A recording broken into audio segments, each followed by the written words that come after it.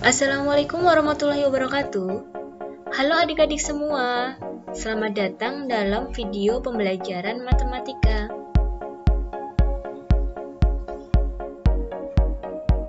Salam kenal dari saya, Ibu Arifiani. Pada kesempatan kali ini, kita masih membahas bab 1 untuk kelas 10 semester 1, persamaan dan pertidaksamaan nilai mutlak. Jika pada video yang kemarin kita belajar mengenai konsep nilai mutlak, maka pada kesempatan kali ini kita akan belajar persamaan nilai mutlak. Kita mulai ya. Persamaan umum atau persamaan nilai mutlak mempunyai bentuk umum. Bentuk umum dari persamaan nilai mutlak dibedakan menjadi 3 untuk fx dan gx yang merupakan fungsi dalam variabel x dibedakan menjadi 3 ya. Yang pertama adalah mutlak fx sama dengan c. Dengan syarat c-nya itu harus lebih besar sama dengan 0. Karena nilai mutlak kan tidak boleh negatif, jadi harus positif atau harus lebih besar sama dengan 0. Kemudian fungsi yang kedua, mutlak fx sama dengan mutlak gx. Jadi, kedua ruasnya ada tanda mutlak. Kemudian bentuk yang ketiga, di mana berbentuk mutlak fx sama dengan gx. Jadi di sini yang ada tanda mutlak hanya ruas kiri ya, sedangkan yang ruas kanan itu fungsi biasa. Ketiga bentuk umum dari persamaan nilai mutlak ini bisa diselesaikan dengan berbagai cara. Yang pertama, kalian bisa selesaikan dengan menggambar grafik. Yang kedua, bisa juga diselesaikan dengan menggunakan definisi nilai mutlak. Dan yang ketiga, bisa diselesaikan dengan mengkuadratkan kedua ruasnya.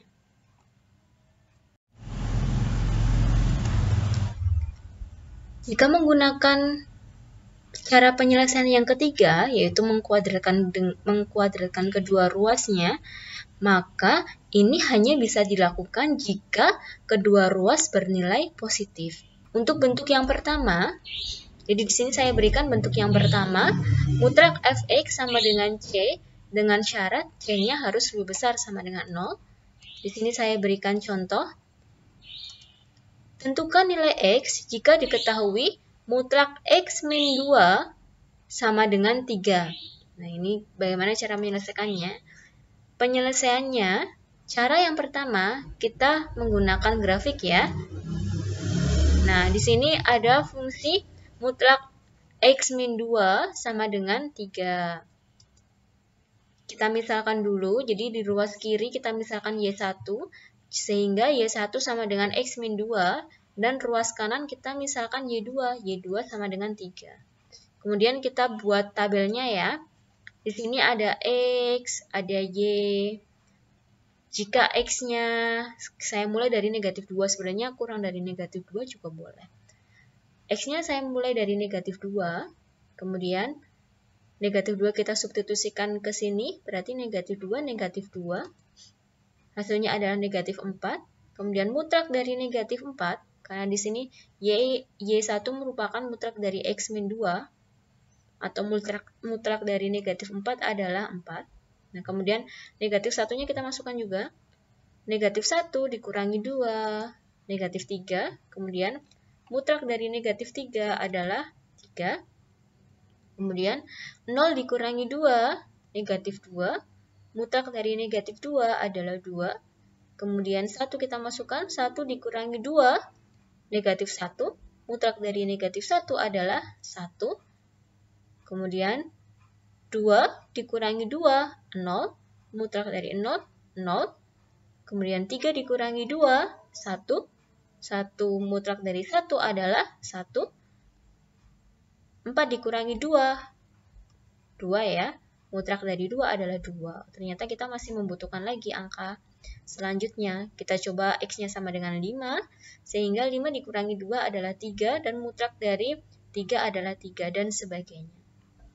Nah, setelah itu kita buat ke dalam bidang koordinat ya, atau bidang kartesiusnya. Di sini titiknya adalah negatif 1,3.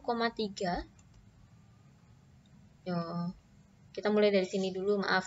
Negatif 2,4. Jadi, X-nya negatif 2, Y-nya 4. Maka ketemu titik potong di sini.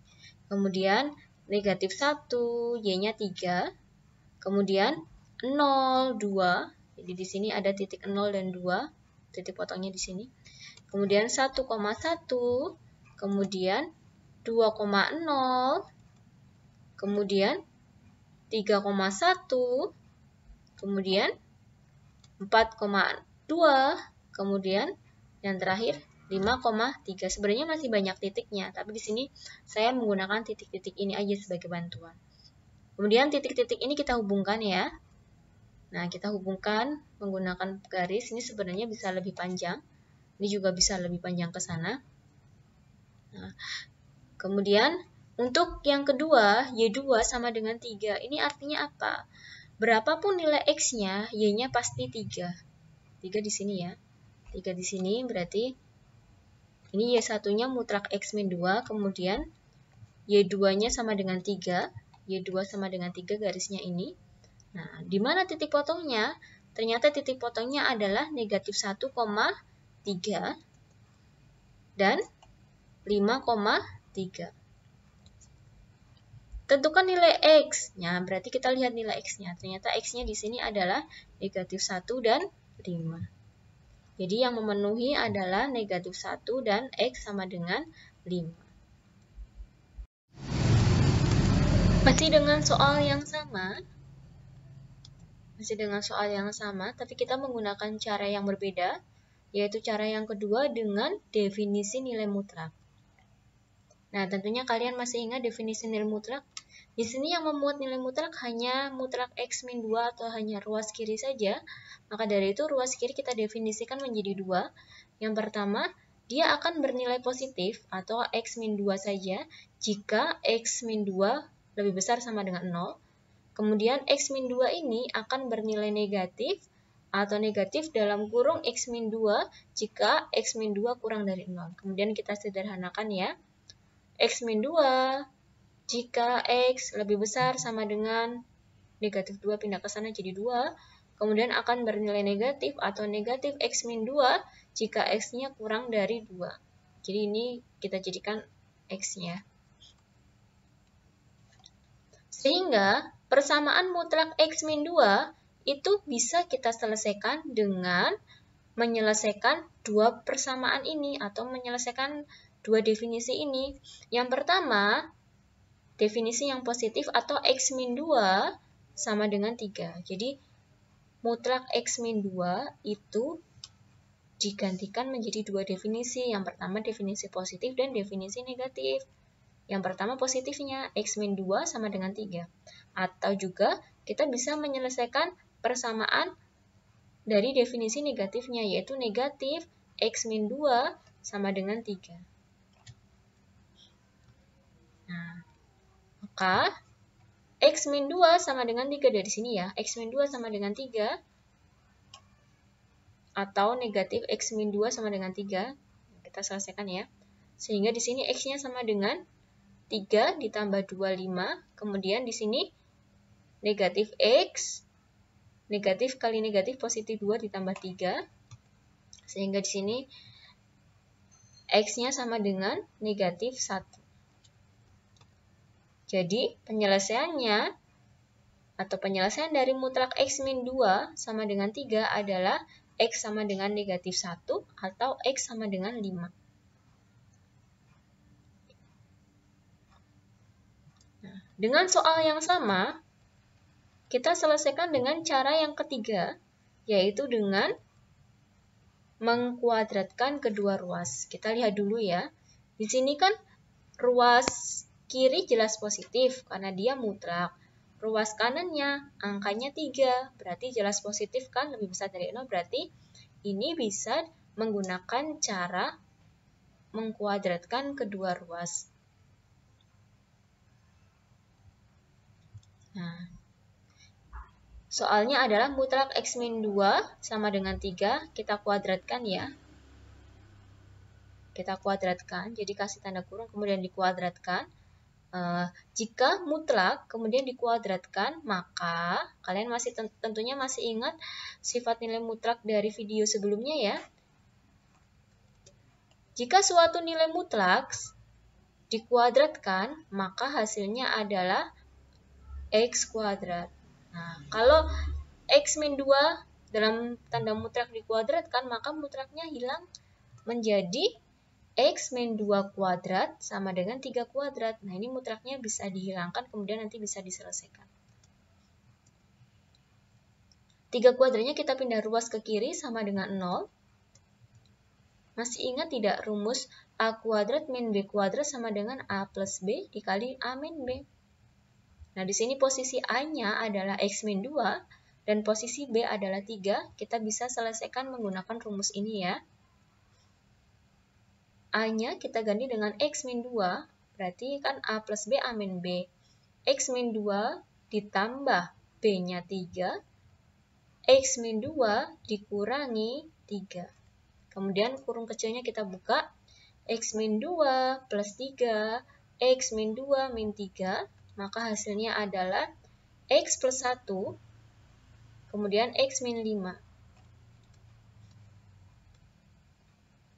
Maka X plus 1 sama dengan 0 atau X min 5 sama dengan 0. Sehingga X-nya sama dengan negatif 1 atau X-nya sama dengan 5. Jadi penyelesaian untuk mutlak X min 2 sama dengan 3 adalah X sama dengan negatif 1 atau X sama dengan 5. Jadi apa yang bisa kalian simpulkan dari 3 cara tersebut? Walaupun kita menggunakan 3 cara yang berbeda, tetapi hasilnya sama. Maka dari itu, jika kalian menemukan soal yang bentuknya seperti ini, kalian boleh menggunakan grafik, kalian boleh menggunakan definisi nilai mutlak, atau kalian juga boleh menggunakan dengan cara mengkuadratkan kedua ruas. Jadi pilih salah satu saja. Jelas? Jika ditemukan soal seperti ini, tentukan penyelesaian persamaan mutlak 4X min 2 ditambah 2 sama dengan 1. Soalnya seperti ini ya. Berarti plus 2, yang ruas kiri kita ubah menjadi mutlak saja. Yang tidak ada mutlak kita pindah ke ruas kanan, sehingga 1 dikurangi 2 ya. Mutlak 4X min 2 sama dengan negatif 1. Nah, pertanyaannya ini bisa diselesaikan atau tidak? Ya, tidak. Kenapa tidak? Karena C-nya itu harus lebih besar dari 0. Sedangkan di sini C-nya adalah negatif 1. Berarti kan harusnya mutlak itu tidak boleh negatif ya. Karena di sini mutlaknya adalah negatif, maka nilai mutlak suatu bilangan tidak pernah negatif, sehingga tidak ada bilangan real yang memenuhi persamaan ini. Jadi, persamaan mutlak 4X min 2 ditambah 2 sama dengan 1 itu tidak mempunyai penyelesaian. Jadi, harus positif dulu ya di sini. Jadi, ini nggak boleh negatif. Kalau negatif berarti tidak mempunyai penyelesaian. Cukup jelas ya. Nah, di sini ada tugas yang pertama untuk kalian. Tentukan nilai M yang memenuhi mutlak negatif 3M plus 4 dikurangi 2 sama dengan 6. Ini adalah tugas yang pertama. Cukup sekian penjelasan dari saya. Jangan lupa untuk like ya, dan share. Kemudian jangan lupa tekan tombol lonceng dan subscribe, supaya kalian tidak ketinggalan materi yang akan saya sampaikan pada channel ini. Terima kasih sudah menyaksikan video ini. Saya harap apa yang saya sampaikan bisa bermanfaat ya. Cukup sekian dari saya. Sampai jumpa lagi pada video berikutnya. Wassalamualaikum warahmatullahi wabarakatuh.